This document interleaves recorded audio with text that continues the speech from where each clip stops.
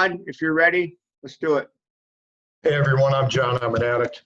And I want to thank Nancy. And for those of you that don't know, Nancy has been a delegate for quite some time. And I would say that she is part of the the vocal minority, you know. So anyway, with that being said, she gave you all the real meat of it and the good stuff that is important, but is also in order to witness something like this, you have to be there because it's off the hook. It really is. It's off the hook. So let me just say that I believe in group conscience and our traditions. I do not believe in the concepts.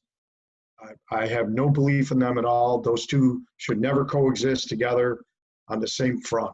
So I am only an alternate delegate, and the road to me becoming an alternate delegate was a challenge. But needless to say, I went and I sat through the webinar, and one of the things that I found interesting, you know, sitting through the webinar, that never once did anyone from Narcotics Anonymous World Services ask, how are the groups doing?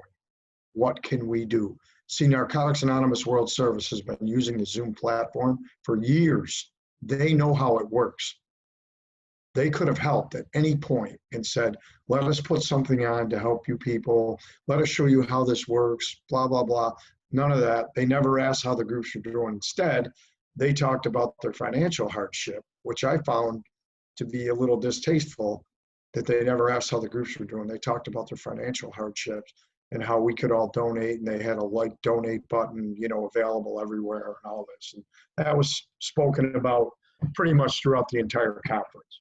So that right there was a big, to me, it was the first big thing that I took case with. And then Nancy brought up the fact that as an alternate delegate, they had no provision for us to even ask a question. If you go to the conference as an alternate delegate, what happens is the delegate has a stick with a number on it. He hands you the stick as the alternate, and then you can talk. That's how they do it at a real WSC. During the virtual one, they didn't have a provision. So what needed to happen is your RD, they disabled the chat function also, by the way. So your RD had to raise his hand, and then when he raised his hand, you could actually, he would say, I'm going to let my alternate talk, and then you could talk.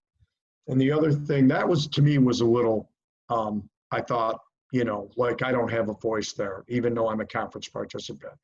And the other thing that I found to be a little weird was that they explained during the webinar how it was going to go down. So the way it was going to go down was that they wouldn't necessarily call on whoever had their hand up. The way they were doing it is because the United States has the biggest amount of delegates.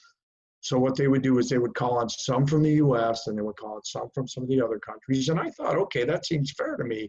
But then I started keeping track of who they were calling on, and they were calling on a lot of the same people from a lot of the same foreign countries. And a lot of those people spent a lot of time telling Narcotics Anonymous World Service staff office, staff personnel, just what a great job they were doing, how much they loved them, blah, blah, blah, that kind of stuff. And I'm thinking to myself, these people are getting paid. That's their job. That's what they got hired to do.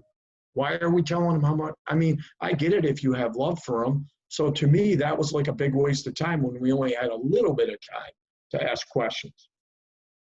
One of the other things that I took issue with personally was that they never had a plan in place for their budget. You know, Nancy touched on it a little. When I say a plan in place, they presented how financial hardship they had, but they didn't have, like, other words, when the delegates brought up, okay, how about that we have a virtual WSC from here on out?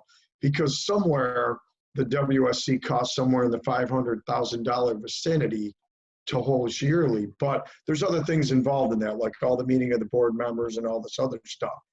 So they could save $500,000 a year by having a virtual WSC. But that wasn't even a question. Or that other delegates brought up the fact that, how about moving your office that cost almost $1 million a year?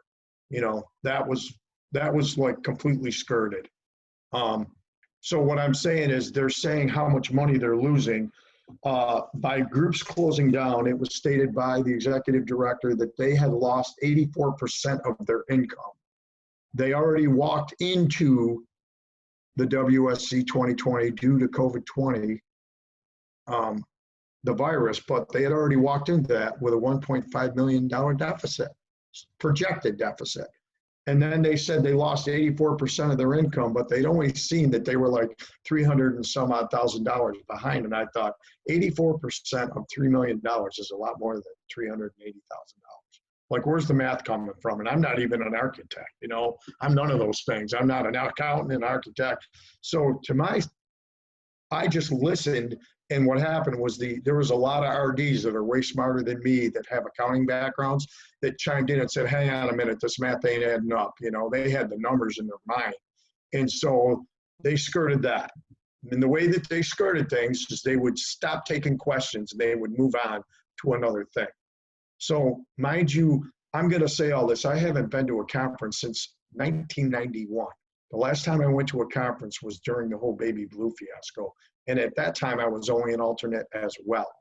And that's when the conference used to meet every year and not every 2 years. And one of the things that happened to me when I came back to this conference is I felt as depleted as I did when I went way back when. I felt like,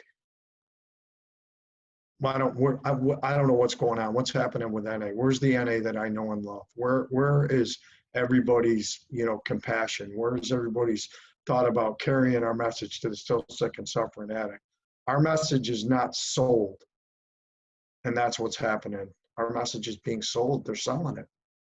They're selling it to the highest bidder, because many of you might know this and some of you don't. When Nancy stated it, they didn't cancel the WSC until March 15th, but they canceled all these other events, you know, the NCAA tournament. I'm not even a sports guy. All these big things, they canceled them all, but not the WSC. We're having that. But then when they finally did cancel it, but prior to that, Narcotics Anonymous World Services has never recognized a virtual NA community. We've been having virtual meetings for a long time, but they didn't recognize them. And they didn't recognize them because they couldn't find a way to monetize them. Like, how can we charge money for this? And that's why they didn't recognize them. That's what I think. So by them not recognizing it virtually, then all of a sudden, hey, guess what? We have this virtual WSC. This is what we're going to do, which I thought was, you know, this is great. They're going to find a way to do it. I'm going to go in there with an open mind. I'm going to see what I can do. I tried not to ask many questions because I wanted to listen, and I took a lot of really good notes. But I will say that when I did ask one question, it was a bit controversial. I want to say that I asked a lot of questions on the participants board. For those of you that don't know, the participants have a board that they can go on. Whenever you ask a question on that board and you are of the like-minded thinking, like I think it was Mike W. said it earlier, he said, you're on board with our service structure, you're not. And if you're not, you will be talked badly about, ridiculed, and you will become an NA outcast. And that's exactly what happened to me on that board. I asked a question like, okay, why? Here's the question I asked on the participants board. Why would they not consider moving the World Service Office to, say, the Midwest, somewhere where maybe the rent might be no more than $100,000 a year instead of $800,000 a year? And they could distribute literature east and west, equal distance to both places, and probably save a boatload of money. You know, I was jumped on and by everybody and anybody for asking like what I thought was a legitimate question. And, you know, I'm saying all these things to you because I don't know what's going to happen in the future. I don't know what's going to happen when we meet again in August, if they're going to try and do the car and cat motions. You know, I find that they shouldn't do them. One of the things that I wanted to say to you is when they decided to put the motions in there that we didn't agree to vote on anyway, and then the World Board voted against the motions they created, and their 12 votes would have made them pass. So to me, I don't know why, that seemed remarkable.